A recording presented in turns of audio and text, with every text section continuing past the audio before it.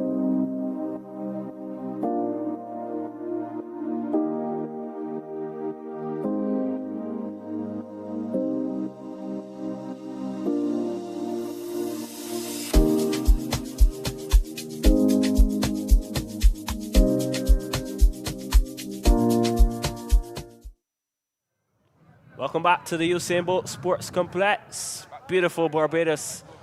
This is the venue for the UWI Relay Fest 2026. And we're just about winding down. We just had the under 17 and under 20 4 by 100 meter relays.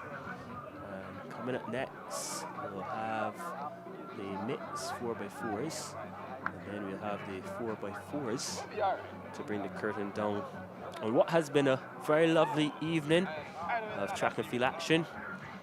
And we're smack in the athletic season here in Barbados. And this meet is an opportunity for the schools and clubs to work on their combinations, especially for the schools with the Barbados Secondary Schools Athletics Championships, beginning with the field event and then the zonal action from March 16th to 20th. Then the finals on March 25th to 27th. So a good opportunity for the coaches and the athletes to work on the chemistry for the various relay teams. Of course, the UWI Relay Fest cannot be possible without our sponsors, so much of them. The Sani Powerade, Chipmunk Foods, the Central Bank of Barbados SurePair, Team Mikey Charity, Surfside Wellness, the National Cultural Foundation, CLB Credit Union, Dynamic Rehab, Border Pass, Republic Bank, Flow, KFC, Brighton Stokes, Caribbean Cuisine, Beyond Limits, ICBL, Hits 106.7 FM. So thank you so much to all of our partners, ensuring that the UWI Relay Fest 2026 comes off again. And yeah, live results tonight. Compliments Tempo Sports. Fantastic job by Dorian Best, Dante Harvey and company. Charmaine as well in the chair. Yeah, keeping us informed with the results and times. Not only us here in the commentary box, but of course you at home being able to get the results as the races are concluded. So yeah, you're not missing any of the action if you're now joining us. We're at the Usain Bolt Sports Complex for continued coverage of the UWI Relay Fest. Mentioned before, a fantastic initiative by the University of the West Indies, Capefield campus. This is an event that continues to grow from strength to strength, and it continues to expand year by year. And the spectators as well continue to support. We've seen thousands of them. This is a shot of those who remain. Yeah, no better way to spend your Saturday night than right here, taking in the action, watching the future generations of track and field superstars here in beautiful Barbados. This is lovely work by our camera team. Yeah, luscious grass as well. Beautiful track, beautiful surface for athletes here to compete in and compete on, rather.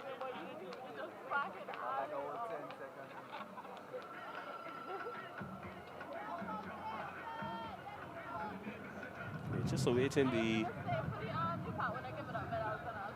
next events on the track. Yeah, another nice aerial view.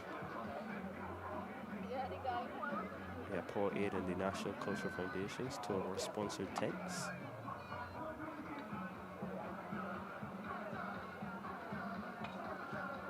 And some of the athletes, they're setting the blocks.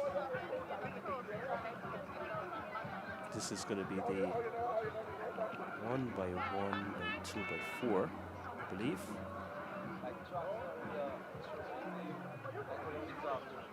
Then we're going to have the mix 4x4 for clubs and institutions, and then the 4x4. Always a pleasure for girls and boys. So yeah, on the line, the girls. This is an open event, 400-meter sprint medley, 1x1 by 2x4. And we're going to have the Lodge School. They're going to go in 3. Christchurch Foundation in 4. Lodge School again in 5. And the Ellerslie School in 6. But I'm also seeing it looks like the St. Michael's School is there. So yeah. So this is the right starting lineup now. I beg your pardon. The Lodge School will go in 2. Courage and Parry in 3. St. Michael's School in 4. Christchurch Foundation in 5. Commonmere will go in 6. Elevate Performance in 7. And the Ellerslie School will run in lane number 8. So the open sprint medley for girls. This one should definitely be interesting as well. It's Sharon. She's one of the most hardworking and dedicated track officials. Oh yeah, she was brought along by, I think it was Benny Rowe, who introduced her to being a starter's assistant. And she's been working ever since then. So they're off and running. The medley, 1x1 by 2x4, Lodge, Courage and Parry, the St. Michael's School, Christchurch Foundation, Commonmere, Elevate Performance and the Ellerslie School. Let's watch the second legs now. Wow, Commonmere. Woo! They are in, getting ready to hand over Commonmere. Spotted body for Commonmere, the St. Michael's School. Here comes Christchurch Foundation. This is the 200-meter leg. Let's see how things will shape up here. Coming out the turn is the Commonmere School, St. Michael in there. Foundation with a good effort, but these two are battling. Commonmere, they're going to hand over first, the St. Michael's School in second, and Christchurch Foundation in third. Courage and Parry in fourth position. So, Anmar, this is shaping up to be a really exciting last leg, 400 meters. These two are going to be going at each other. Yeah. Getting ready to head right down into lane 1. Let's see what will happen. Is that Bentham? Yeah, Bentham is for Commonmere. 200 meters to go. It's Bentham versus Nurse. Ding-dong battle between these two here. Let's see, and they both are extremely talented young ladies. And 150 to go. Who is going to get that break now into the straightaway? Who has the sprinting power? Nurse from Bentham. There we go. She's going to pull away now. More power. Yeah. More power. You've just witnessed the best of the under-20s that we have to offer. Those two. And what is tremendous though, Michael, and I have to mention of this, less than 20 minutes ago, these two girls, Bentham and Nurse, were outfitted on the same team for the National Junior Program. Wow. They're come back now representing individual schools. Yes. And it's a ding-dong battle. It has to be. Beautiful. So, brilliant work from these young ladies here.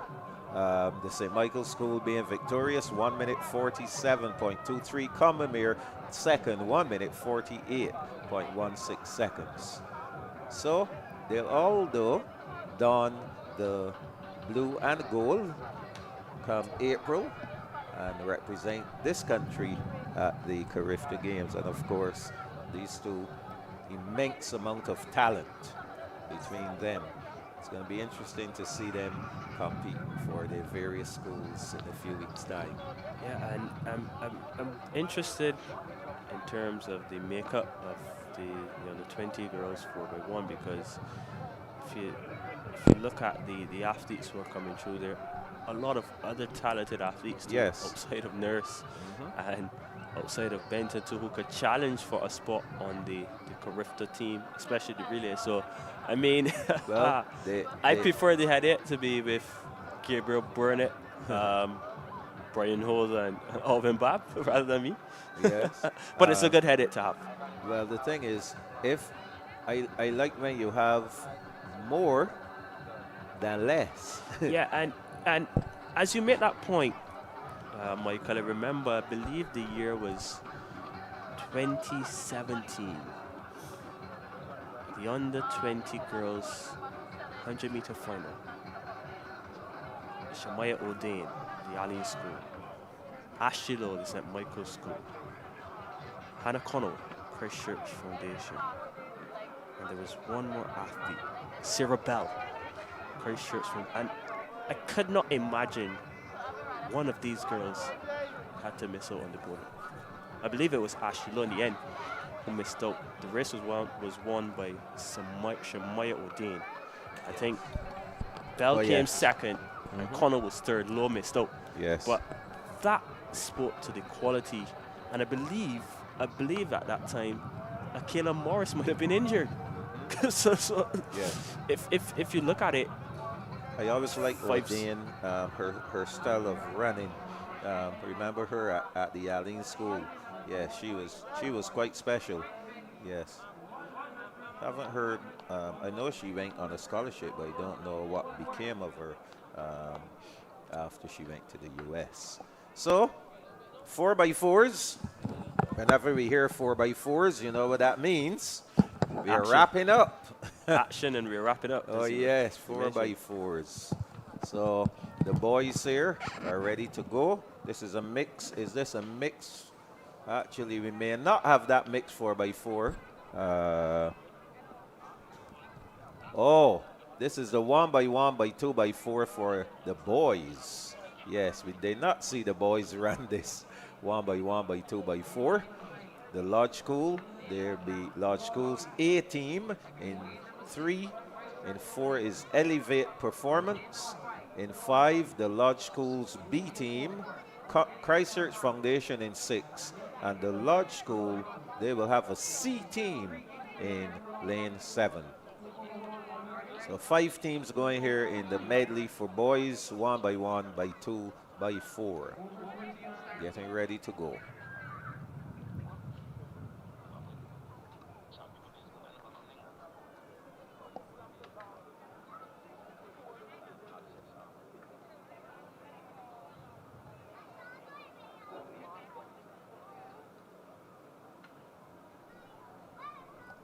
So they are on the starters' orders.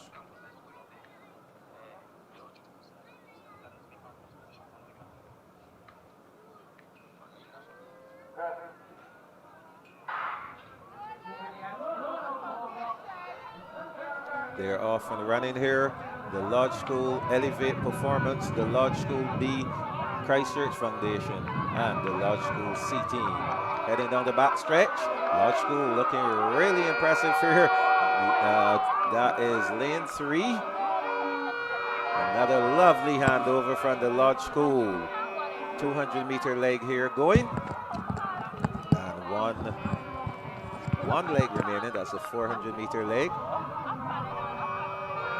So it's the Lodge School here. This guy looks lovely as well. Good running action. 400 coming up for the Lodge. Will be hard to beat here. Christchurch Foundation giving chase. The Lodge School in 3rd as well. They have 3 teams in here.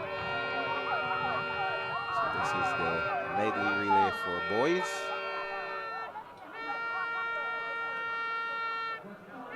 Easy going for the Lodge School. Christchurch Foundation in 2nd. 150 to go for the Lodge School. This is all but done. Anmar. Yeah. Easy victory here for Lodge. It's Karon Haynes. Yes, another outstanding guy. 132. 1:86, the winning time for the Lodge School.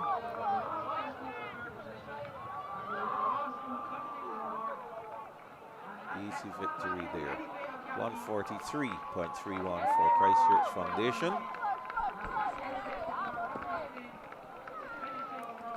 Yeah, Kieran Haynes, it was on the last leg. Anchor leg. Has he qualified for Carifka as yet? I have to check the official list in terms of the qualifiers. I think last time I checked, we had 23 qualifiers for the Carifka Games. So the sprint medley done. And this is really and truly the time for the 4x4s. Yep. Curtain closers. Oh yes, always exciting. I see people starting to thin out already. I don't know why. Why would you want to miss a 4x4?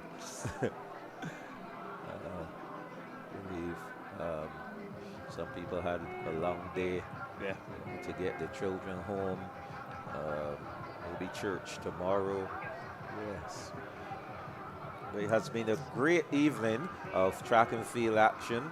The relays were exciting. We saw some great performances, some good legs. The national junior teams, they showed lots of promise. And let's see what these 4x4s will offer us.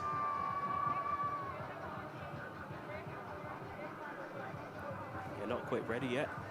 We have Pier. The mixed 4x4 for clubs and institutions, and then we have the 4x4s for the under 20 girls and under 20 boys. Again, let's pay tribute to our sponsors, the Sani Power Aid, Chickmount Foods, the Central Bank of Barbados, SurePay, Team Mikey Charity, Gildan Activewear, Surfside Wellness, National Cultural Foundation, COB Credit Union, BET Coal, Dynamic Rehab, Border Pass, Republic Bank, Flow, KFC, Brighton Stokes, Caribbean Cuisine, Beyond Limits, ICBL, and Hits 106, that is 0.7 FM. So thank you so much again to our partners for the UWI Relay Fest 2026. I think this is a good time for us to take maybe our final break. Once we come back, we'll just go into those 4x4s. I think I am seeing the teams making their way onto the arena. So we'll break. When we return, 4x4 action.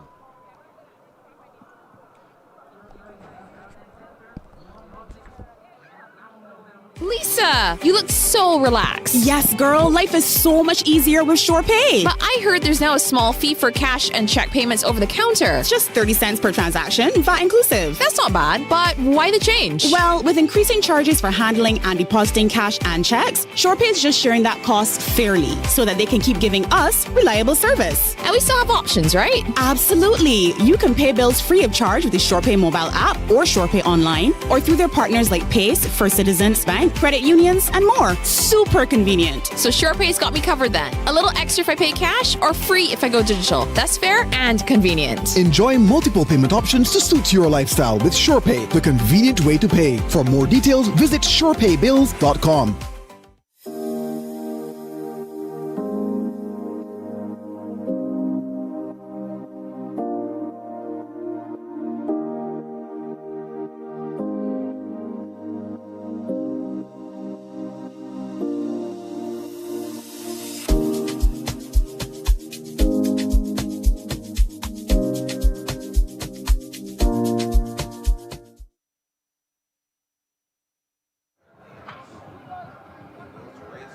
You could glance down.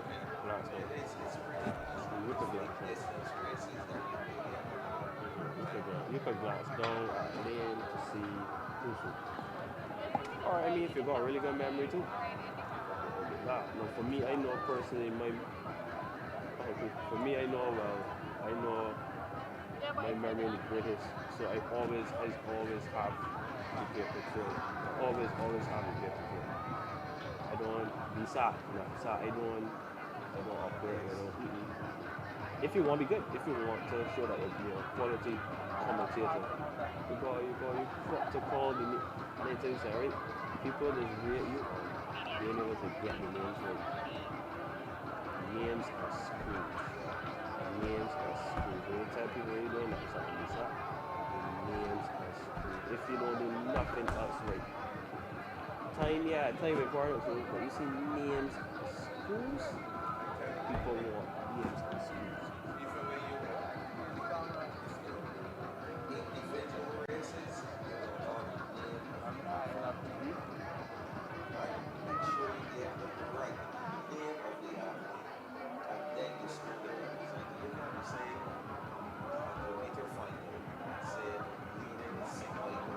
No, you get bare lips to Yeah. Yeah, you can get bare lips.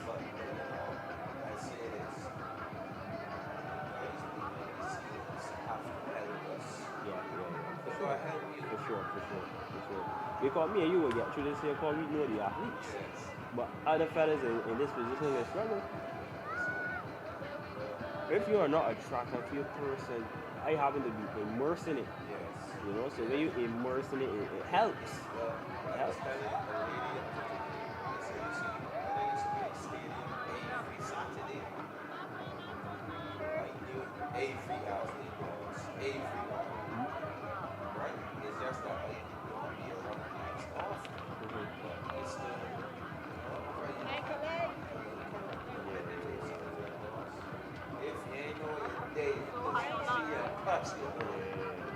Talking to me that when he starts,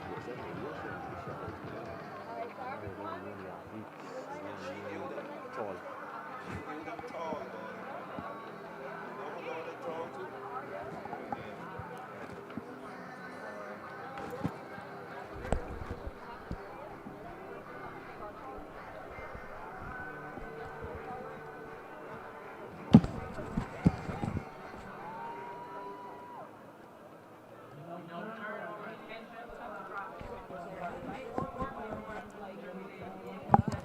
Welcome back to the Usain Bolt.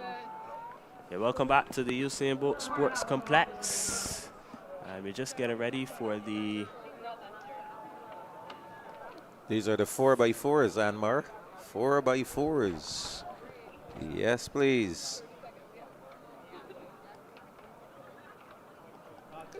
Okay, so our 4x4s will be the first one, the clubs and institutions. We have Elite Distance, they're in lane 1, Runners Inc. in 2, Surfside Wellness in 3, Extreme Velocity in 4, Surfside Wellness B Team in 5, UWI Cave Hill, they're in 6, Runners Inc. in 7, and Florence Eagles are in 8. This is a mix 4x400 meter relay for clubs and institutions.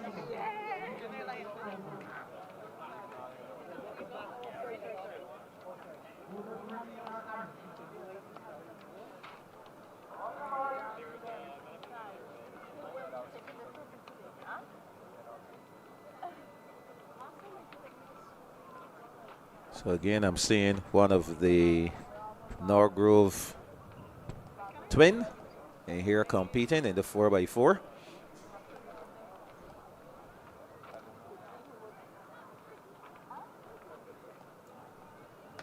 On the starter's orders. Here we go. 4x4 mix relays, clubs and institutions. Extreme Velocity.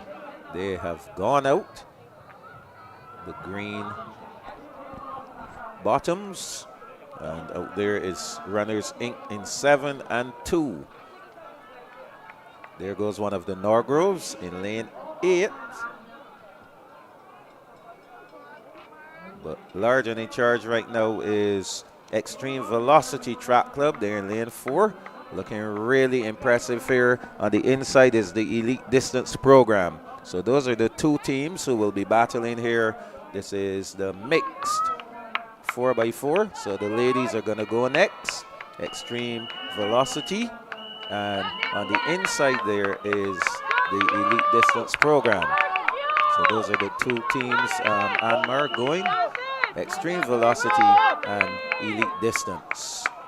Heading down the back stretch, that's still the order.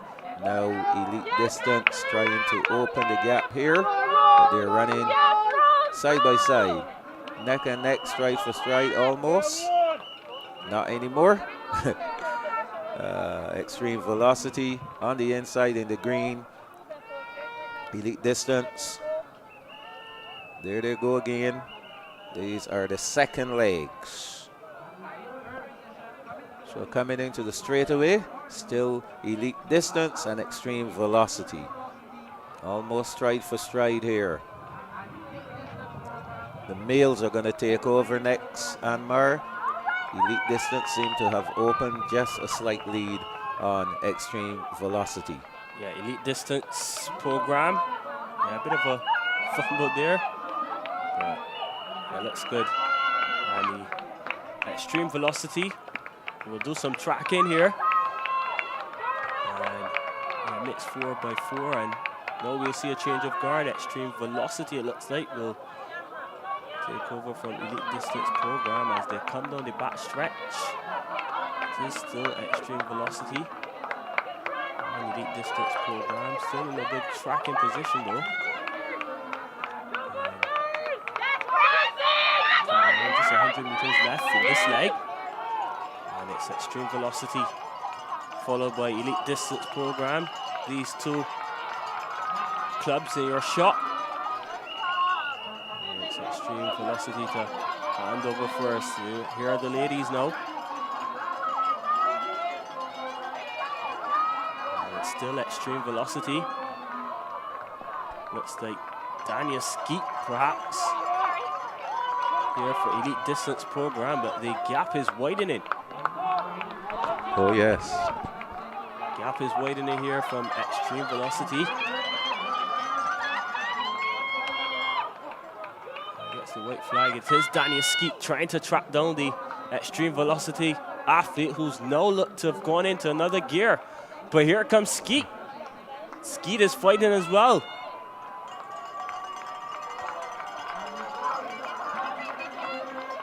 Oh yes, it's he's going to be really working. Skeet doing the work here, putting in the extra mile. Here comes Skeet. What a leg this has been from Dania Skeet. Tremendous. And while they're done, we still have one more athlete to go here. Remember, this is a mixed 4x4, and it is for clubs and institutions. We're not done as yet.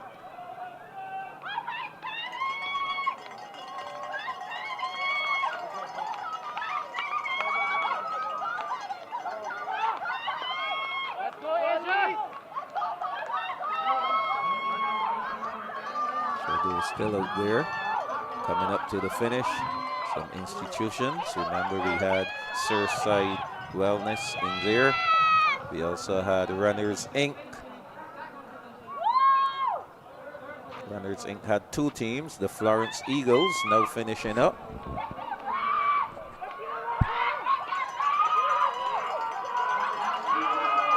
Surfside Wellness Center had two teams in here as well. So,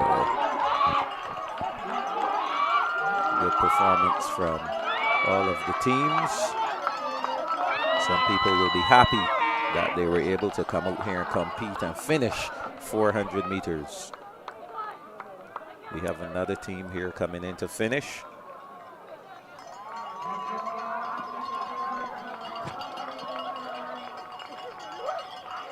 Well done to all these clubs and institutions. Getting cheered on by their teammates. Well done.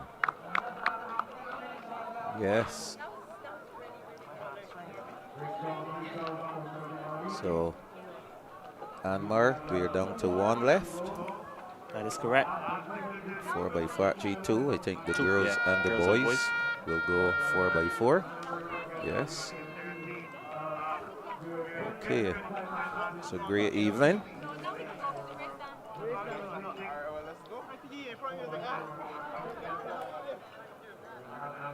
We should see these school teams coming out now.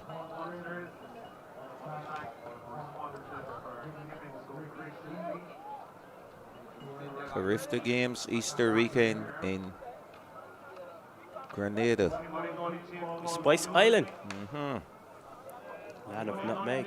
Oh yes, I remember having a lovely oatmeal with nutmeg there. It was, oh my, lovely. It's also a land of good cocoa tea.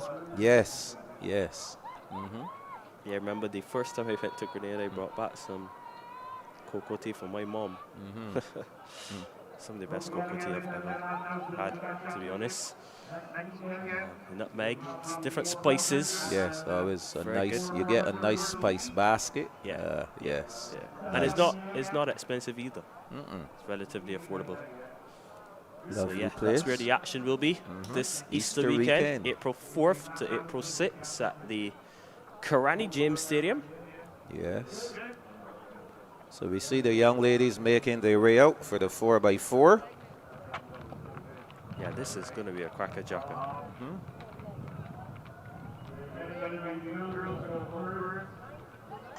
We'll soon be able to give you the teams. I think. Let's see. And I'm only seeing 3 teams here right now.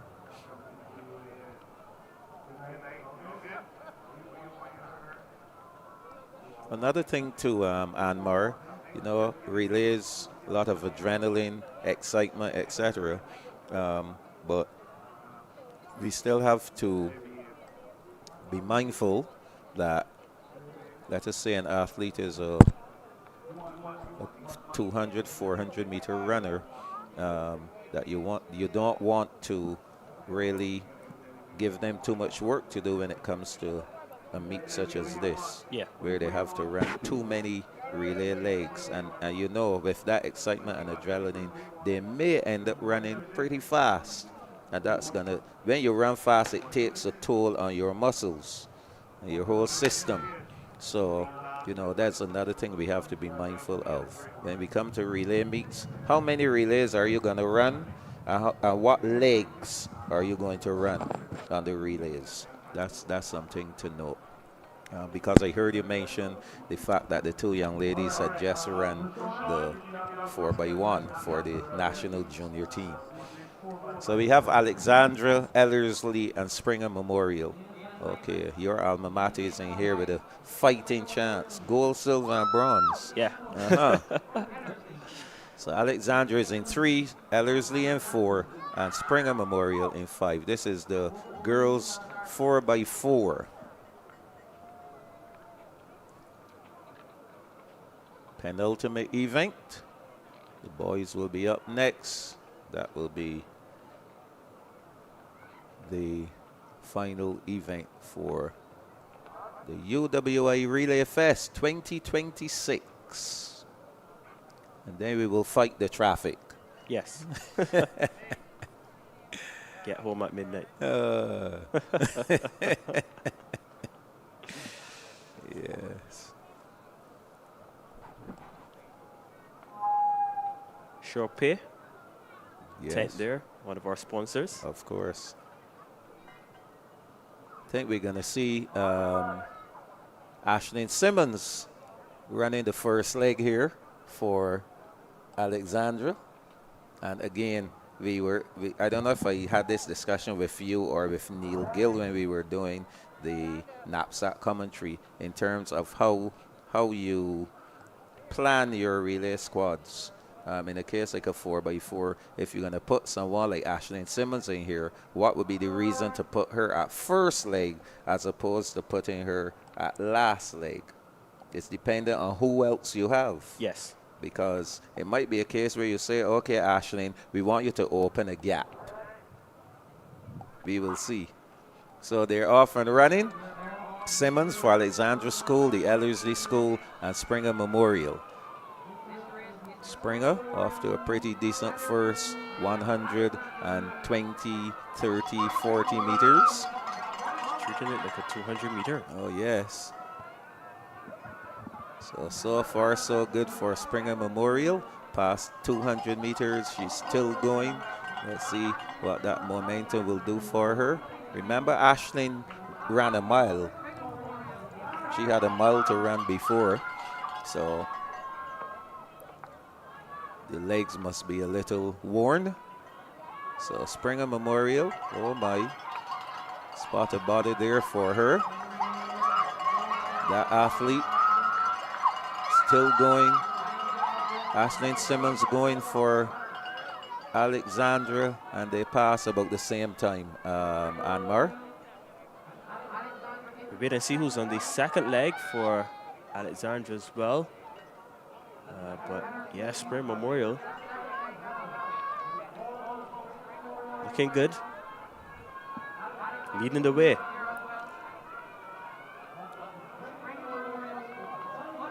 Oh yes. Yeah, all Springer Memorial at this stage. Alexandra a distant second, so too as the Ellerslie School, but Springer Memorial, wow, extending the lead there, opening the gap. And Alexandra and Ellerslie with lots of work to do if they're going to catch the Springer Memorial athletes here. The handover now. Third leg. And it's still Springer Memorial. Alexandra in second, and then Ellerslie. That's the positions for this one. I think it's going to remain that way too. Looking that way, Jules. All about Springer Memorial. Girls from Government Hill looking easy and well. In this one, Alexandra looking to stage a bit of a fight back, but they'll have so much work to do to make that possible. Ellerslie a distance behind, but Springer Memorial, still Springer Memorial. As she comes around the bend. Look at the gap. This perhaps will be, for sure, the final exchange.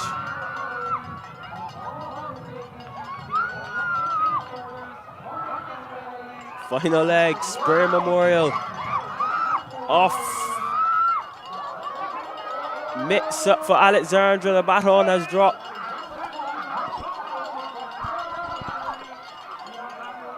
That will give Springer the opportunity to open up a little. A little bit more.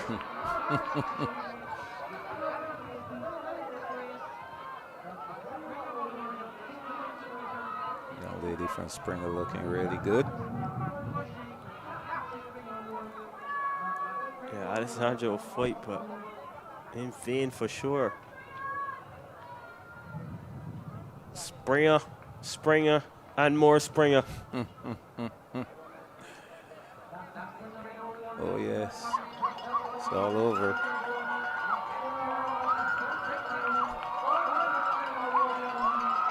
Well, the girls from Government Hill doing the damage in Cave Hill. Crosses the line now, 4 minutes, 03.43 the flash time. Alexandra coming in there for second, and Ellerslie will be taking the third position. But yeah, confirmation.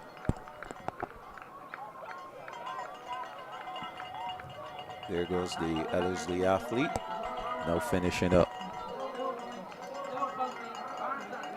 And she crosses the line now. So 4:03.46, the winning time for Springer Memorial, 4:10.29.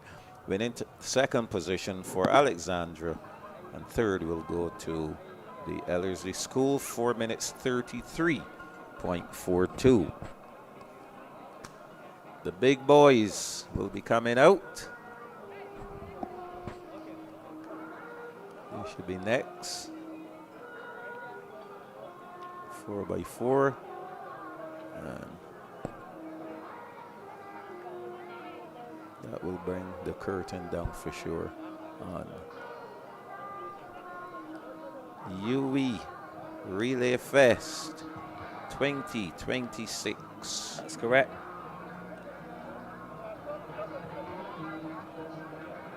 As we said at the start, I think, you know, Bajans enjoyed the Barbados Relay Fair.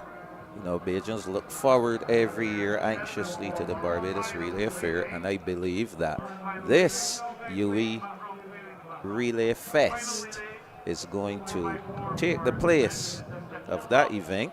And I recall when the Cougars from Trinidad and Tobago came, they were in their green outfits, and you know, they provided some great competition for the Barbadian teams, and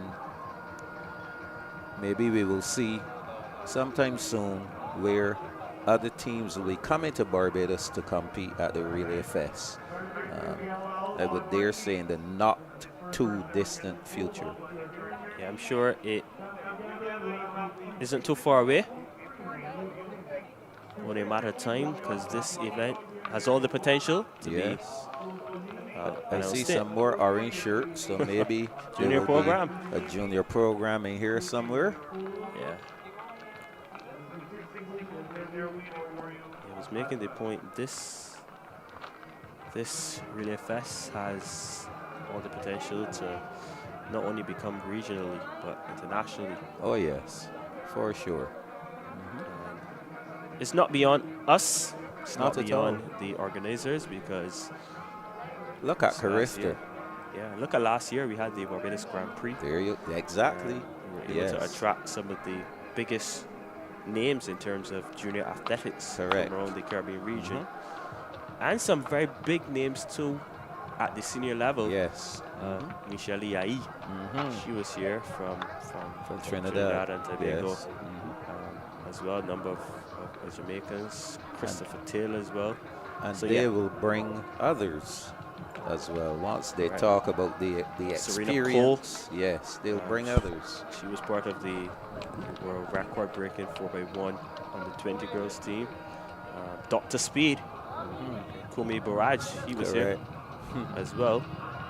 So just to give some context in terms of our viewers to the brand new athletes that we've been able to attract. And that event is going to take place July 11th. That is correct. Right here at the Usain Bolt. So another date for track and field enthusiasts to put on their calendar. July 11th. So we have here 6 teams going. Combamere, they're in 2. Orange Juice in 3. Elite Distance in 4. The Ellerslie School in 5. The Lodge School in 6. And UWI Blackbirds in 7.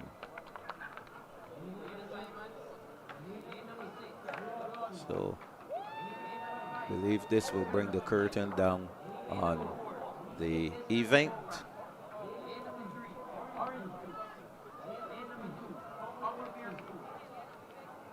We need to find out the background behind Orange Juice.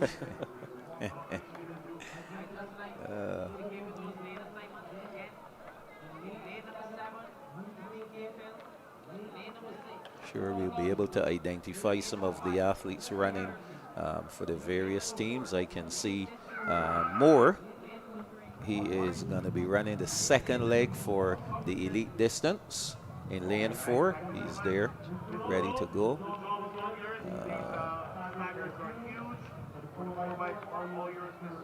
That's one I can identify immediately. Yeah, Adam Moore's there. Yes.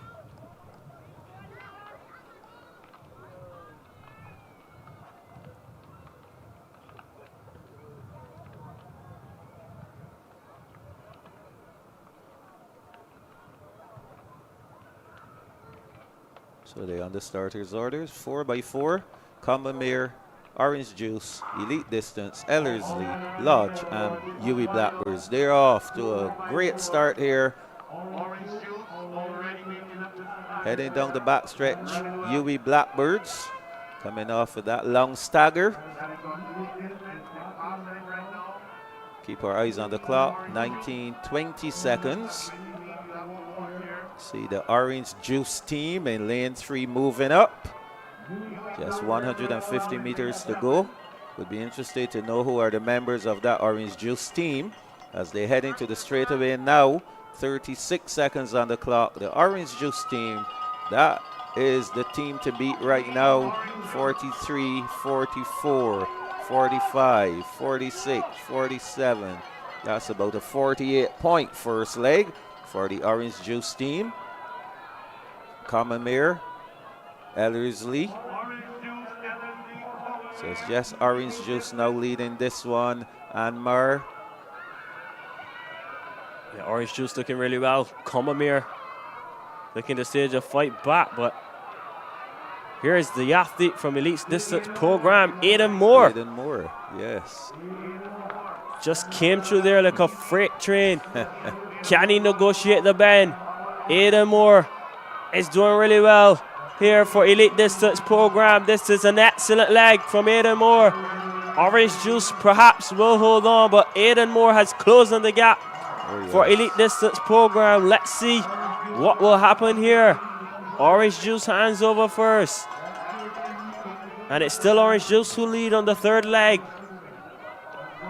Elite Distance in second and Commonmere in third. So Elite Distance is trying hard to close that gap on the Orange Juice team. Looking rather impressive here. Commonmere in third. Elite Distance in second. Orange Juice still holding on to that lead.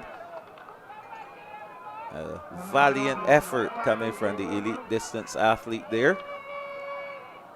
As they come into the straightaway for the penultimate time. One more leg to go. 2:23 on the clock.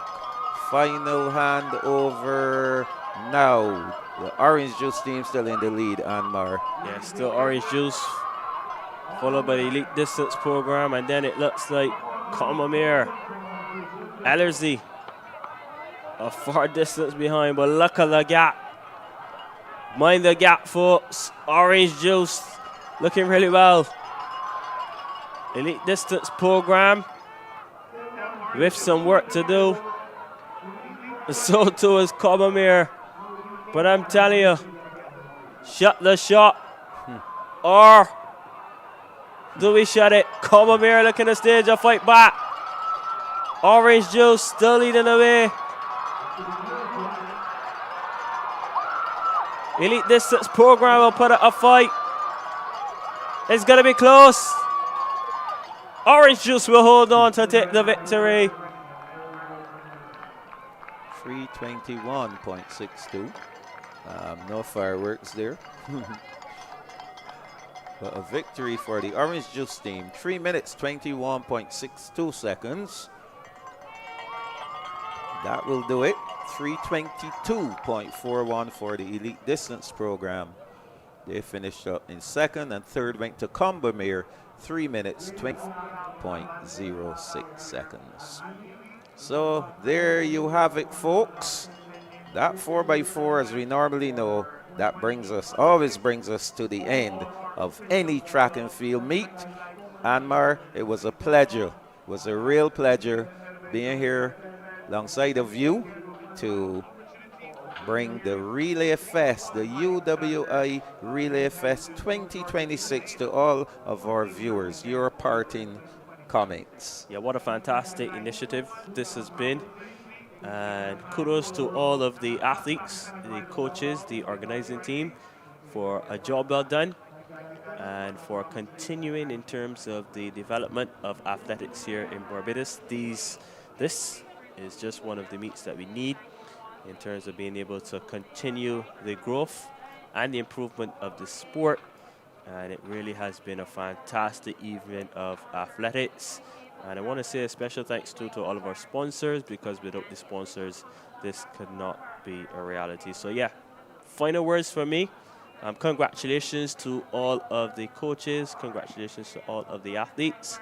And kudos, of course, to the organizing team of the UWI Relay Fest 2026. It has been another fantastic meet. Well, thank you so much. You said it all. Basically, all that's left for me to say is, on behalf of the entire production team, Sports BB, everyone involved, it was a pleasure bringing you the 2026 edition of the UWI Relay Fest. Do have a great evening and join us next year, same time, same place, UWI Relay Fest 2027. Have a great evening.